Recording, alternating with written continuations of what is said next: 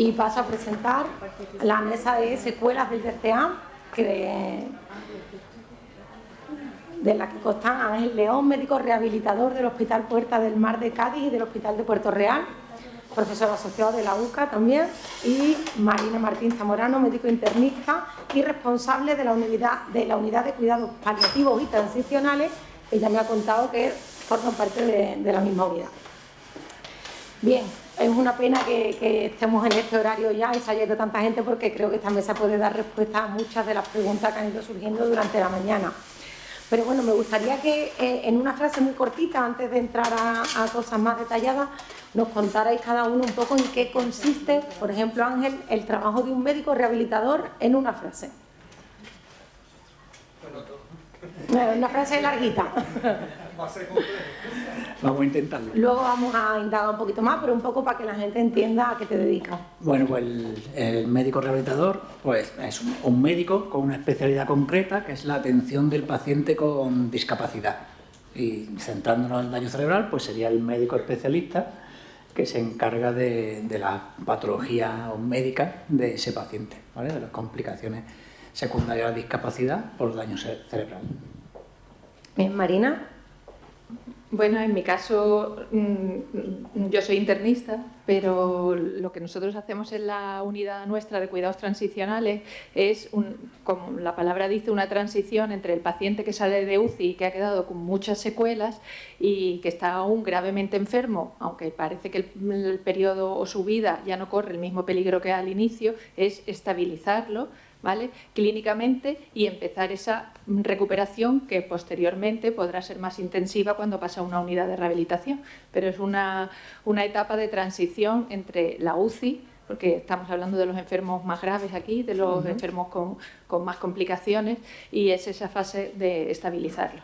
Vale. ¿Hacéis el trabajo conjuntamente ya desde la unidad de transicionales?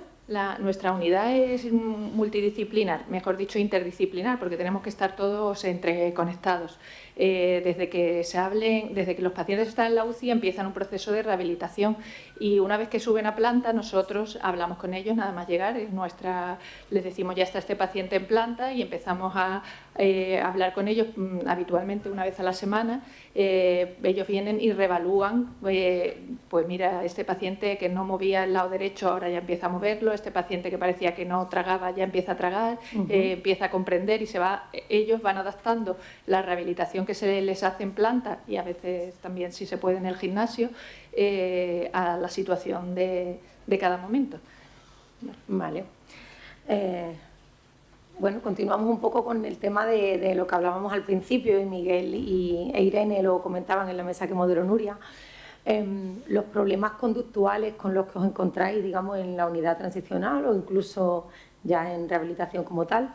¿Quién lleva a cabo, bueno, el manejo de estos problemas conductuales? Porque entiendo que, como hemos dicho antes, los neuropsicólogos somos los grandes ausentes de... A medida que el paciente se va recuperando y va mejorando, vamos a empezar a ver qué secuelas y qué alteraciones del comportamiento o qué alteraciones de la conducta tiene. A medida que el paciente mejora es cuando notamos esos déficits y esos problemas. Nosotros colaboramos con ellos en comunicar lo que vamos notando, que vamos percibiendo, y bueno, se van adaptando a las distintas terapias, ¿no? Y bueno, la verdad es que es muy variable. Al final esto es un proceso evolutivo, no tiene nada que ver las alteraciones conductuales en fase hiperaguda, que muchas veces son más alteraciones de la conducta con componente agresivo, con componente de agitación, que vamos a necesitar un abordaje más farmacológico por propia seguridad del paciente y de los profesionales. Y luego es verdad que nosotros también, como empezamos con estos pacientes desde muy pronto y terminamos al final del proceso, pues también vemos los cambios conductuales que se van dando a lo largo del proceso. El no tener neuropsicólogo es un gran hándicap, porque hay una parte del abordaje de esos pacientes que evidentemente pues no está disponible. Claro, si la farmacología no es suficiente o no queremos dejarlos excesivamente adormecidos. Claro, va a depender de la fase. En la fase ya secundaria, cuando queremos ya trabajar de forma más concreta, al no tener neuropsicólogo, no nosotros, no tiene neuropsicólogo nadie en el SAS, ningún hospital en el SAS, ojalá. Llegará. Lo que hacemos es, nosotros tenemos una serie de profesionales formados en la detección de las alteraciones de la esfera conductual y cognitiva, por lo menos para detectarlas. Y Entiendo luego, que hablas de psiquiatras o... no, tenemos equipos dentro de los médicos de rehabilitación, tenemos compañeros, incluso yo, María y varios, que tenemos formación específica, que se nos ha facilitado el del SAS, aparte de máster, etcétera. Pero claro, es una formación orientada a la detección del problema. Luego tenemos otros compañeros que hacen un abordaje básico con terapeutas ocupacionales, con terapia estandarizada, que nos van a paliar en parte el problema. Pero desde luego, en cuanto detectamos que hay un problema que va más allá de lo que podemos abordar, pues nuestro único recurso es recomendar el abordaje neuropsicológico fuera del hospital. Hablamos de las asociaciones, centros específicos de rehabilitación, etcétera. Bien. ¿Cuál es el criterio? Decías antes que tú conocías a los pacientes desde que salen, digamos, de transicional o entran en transicional, perdón, hasta el alta. ¿Cuál es el criterio de alta del médico rehabilitador?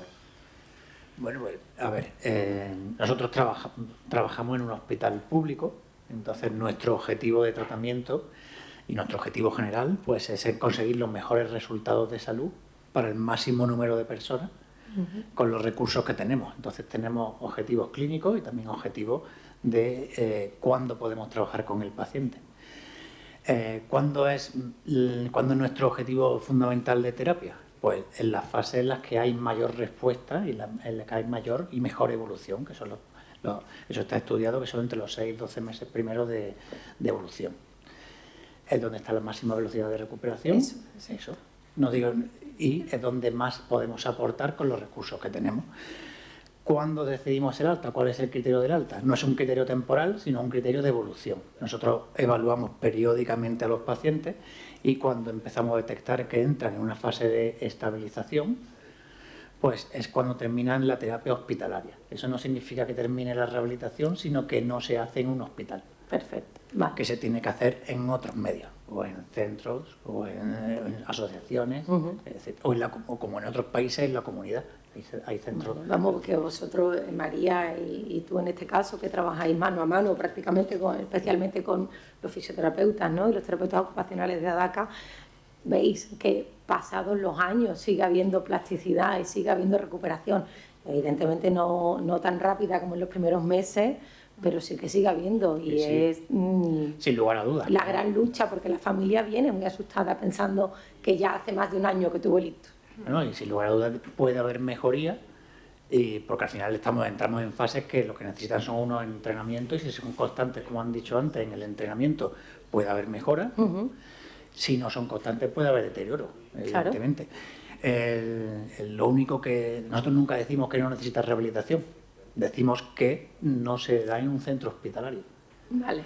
¿Por qué? Porque, como han dicho esta mañana, estamos hablando de 700 casos al año de daño cerebral, solo de ictus. El dato era sobre ictus. Sí.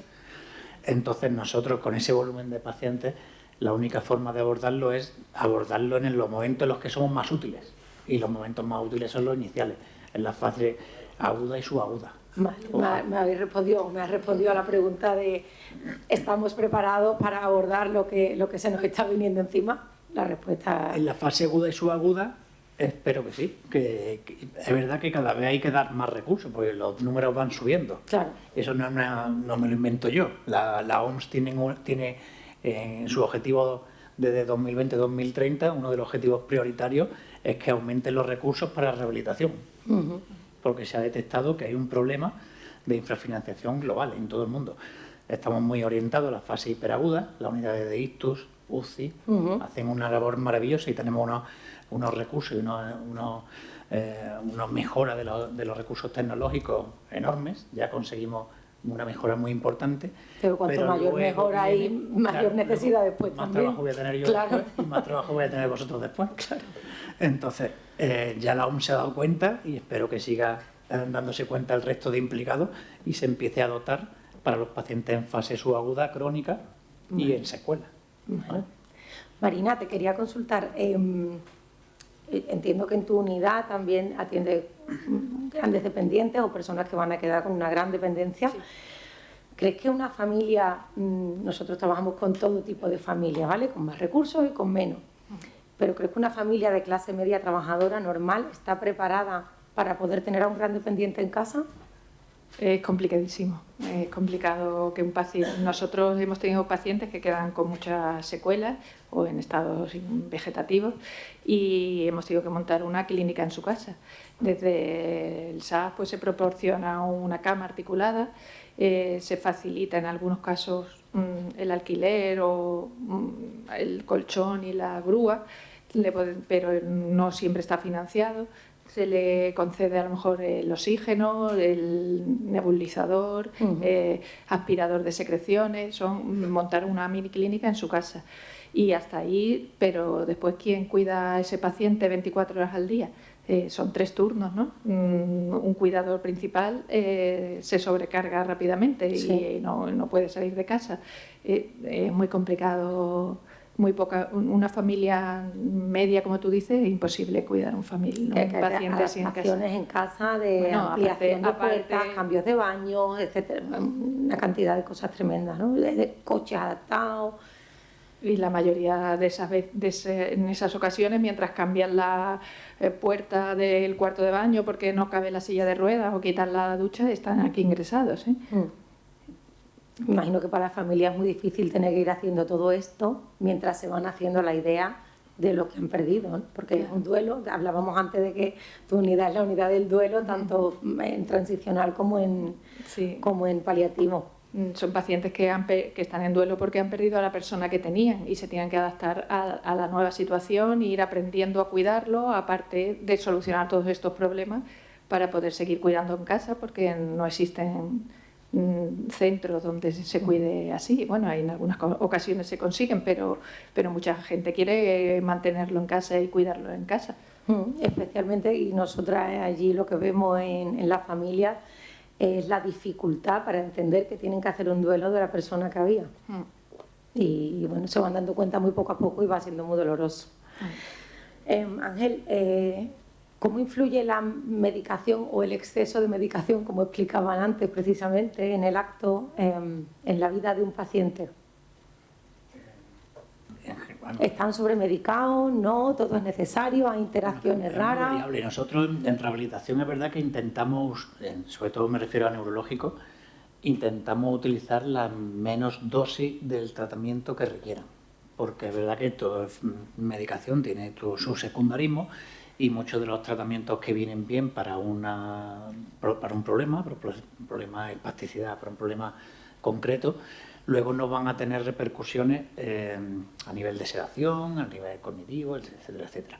Entonces, nosotros intentamos siempre reducir, y nuestros pacientes además rápido empezamos con la reducción de medicación, pero hay veces que el medicamento es necesario para abordar la otra parte del día a día, ¿vale? Sobre otros medicamentos, estos pacientes son muy complejos, como hemos dicho antes, son los pacientes más complejos que entran en el hospital. Al final, cuando le dan el alta, hacen el análisis de los pacientes y los pacientes más complejos entran en su unidad y en la mía.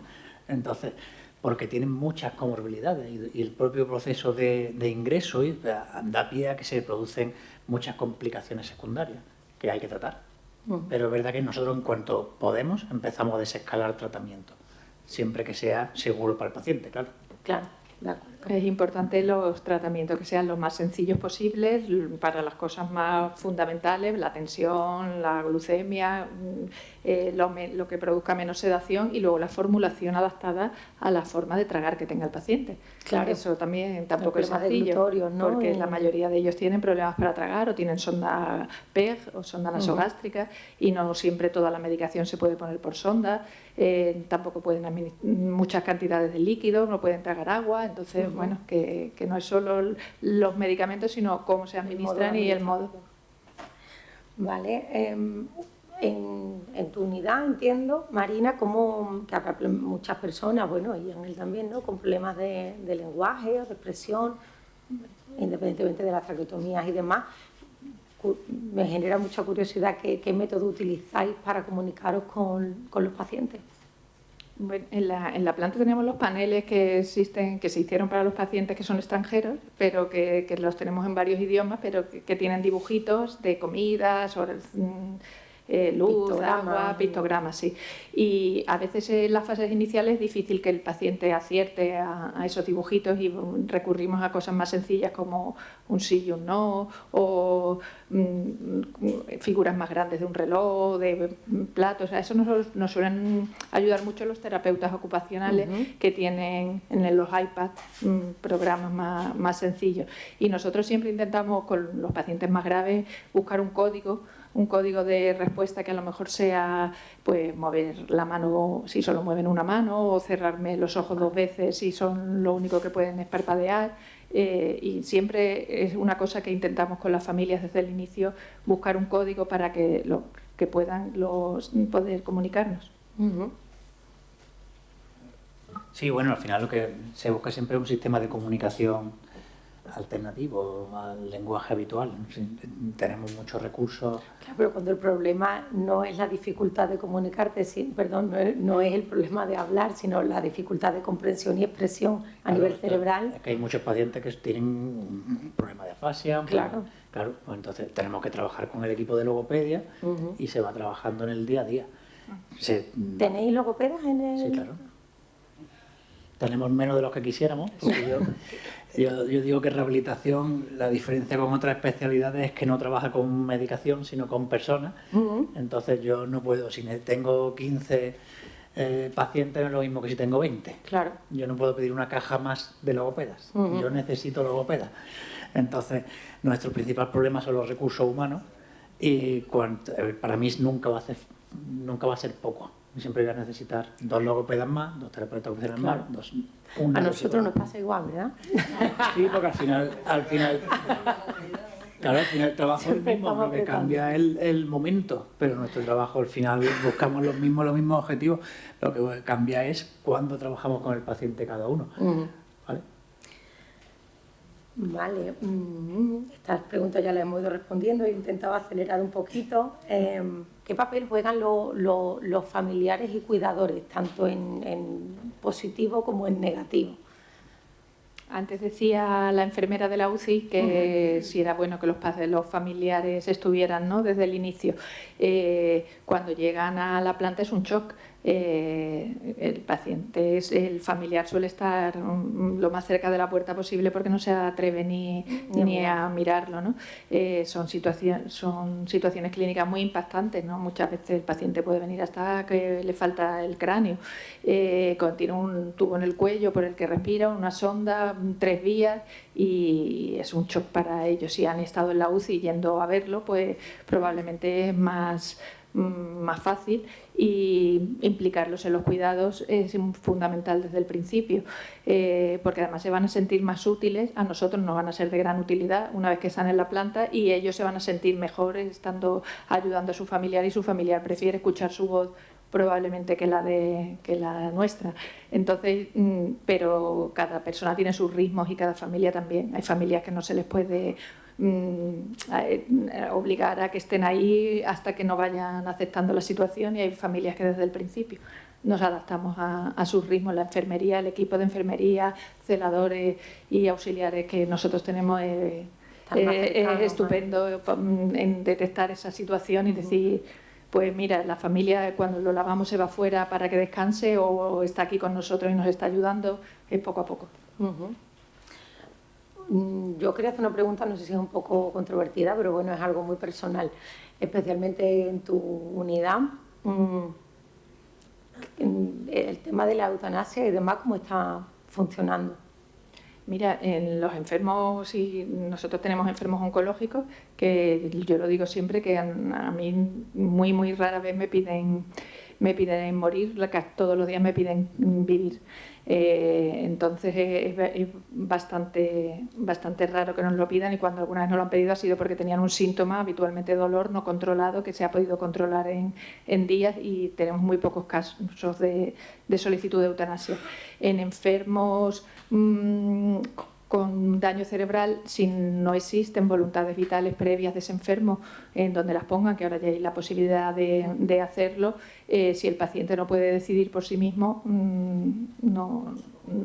Pero estáis encontrando testamentos vitales, ¿no? Que se llama, creo. Existe gente que tiene testamentos vitales donde desde que la ley de la eutanasia puede poner el paciente yo quiero la eutanasia, pero yo no he encontrado todavía ningún caso así que hayamos tenido que ir a recurrir a su testamento vital para verlo, que se me haya dado el caso. No hemos tenido ninguno. Me imagino que tú obviamente estás en proceso todo lo contrario, ¿no? Sino de querer rehabilitar. Bueno, si queréis hacer alguna aportación más antes de terminar. ¿O alguien tiene alguna pregunta? No, yo me gustaría preguntar a Ángel qué nuevos sistemas se están integrando dentro de la rehabilitación. Tecnológico. Vale, a ver, la rehabilitación tiene dos grandes vías de investigación, que es la parte de terapias convencionales, fisioterapia, etcétera, etcétera. Luego la parte tecnológica es la que más rápido y más se está desarrollando, el uso de robótica, el uso de exoesqueletos, realidad virtual, están implementándose en el día a día porque se han visto como una... ¡Ay, estoy parado! Ya está. Yo creo que es una vía de desarrollo fundamental porque es un complemento a la terapia convencional. Tú, con un paciente puede hacer su terapia, eso no va a quitar fisioterapeuta, no va a quitar personas, no va a quitar... pero sí nos va a permitir trabajar más horas con el paciente, porque son tecnologías que pueden hacer un movimiento repetitivo, pueden hacer un movimiento inmersivo y van a sumar. Al final lo que se ha visto en rehabilitación de daño cerebral, medular, neurológico en general, es que cuanto más repitamos el gesto, más fácil es que se integre, más fácil es que haya neuroplasticidad. O sea, no es lo mismo repetir el gesto 40 veces con el fisio que 200 veces con el robot, ¿vale? Entonces, al final va a ser el futuro va a ser que haya en todos los centros de neurorehabilitación haya esos apoyos tecnológicos. Yo espero que aquí, en algún momento, podamos tener esos recursos.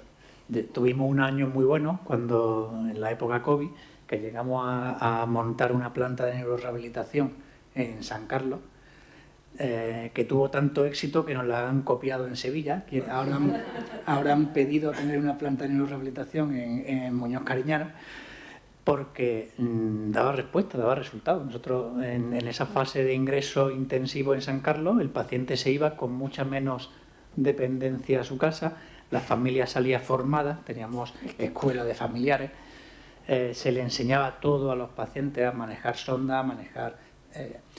y no se iba un paciente hemipléjico, ahí tiene al paciente. Se iba un paciente que hicimos un estudio con una estudiante de medicina, en el 70% de los casos iban andando a su casa. Wow. Entonces, es que si no pasan por transicionales, no, se van a casa tal como salen de un evento traumático como ese. Claro. ¿Y ahora qué hago? Si se encuentran con asociaciones que informen... Lo que puede. Claro. Entonces aborda la situación y nosotros de forma ambulatoria lo trabajamos, pero es verdad que la pérdida de esa planta, al final por lo que hemos dicho, por recursos, por personas, por humanos, pues es un hándicap que yo creo que mi esperanza es que volvamos a recuperarla. Y en esa esperanza metemos también la robótica. ¿Vale? Yo, que ahora se haya ido nuestro gerente, pero de verdad lo que está diciendo... Lo que está diciendo Ángel es fundamental, es que hemos tenido la experiencia, hemos tenido esa planta, entonces nosotros estabilizábamos a los pacientes y de forma todo integrado, y ellos iban a San Carlos y se terminaban de rehabilitar, entonces era un trabajo desde la UCI continuado hasta esa planta, que hacían esa rehabilitación tan intensiva que, bueno, que ni en la Guzmán en Barcelona hacen eso.